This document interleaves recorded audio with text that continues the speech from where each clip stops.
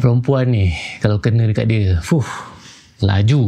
Tapi kalau lelaki kena, dia buat diam je.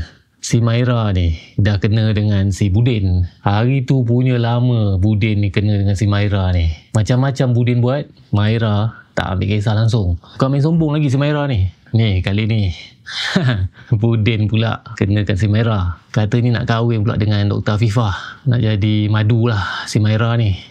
Ramailah yang komen cakap kesian Maira, Budin jahat, tak patut Budin buat macam tu. Budin kena punyalah banyak, punyalah panjang cerita ni. Berapa episod si Budin kena, ni baru berapa episod Maira kena. Dah ramai orang komplain. Tapi itulah, kesian pula aku tengok si Maira ni. Macam-macam dia cuba, macam-macam dia buat, nak pujuk lah si Budin ni. Tapi Budin ni hati dia keras, Mat. Kau bayangkanlah Maira nak duduk serumah dengan Budin pun Budin tak nak. Berani dia cakap dengan Maira di depan-depan. Dia kata dia nak kahwin dengan Dr. Afifah. Dr. Afifah yang tolong Lily dulu ke? Dan dia juga bakal isteri saya.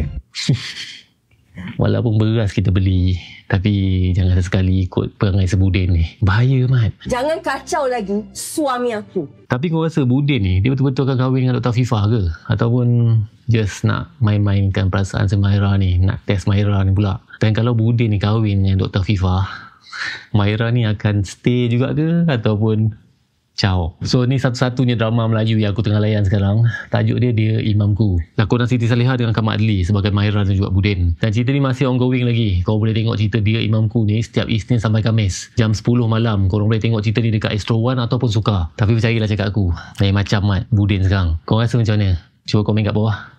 Nyaman.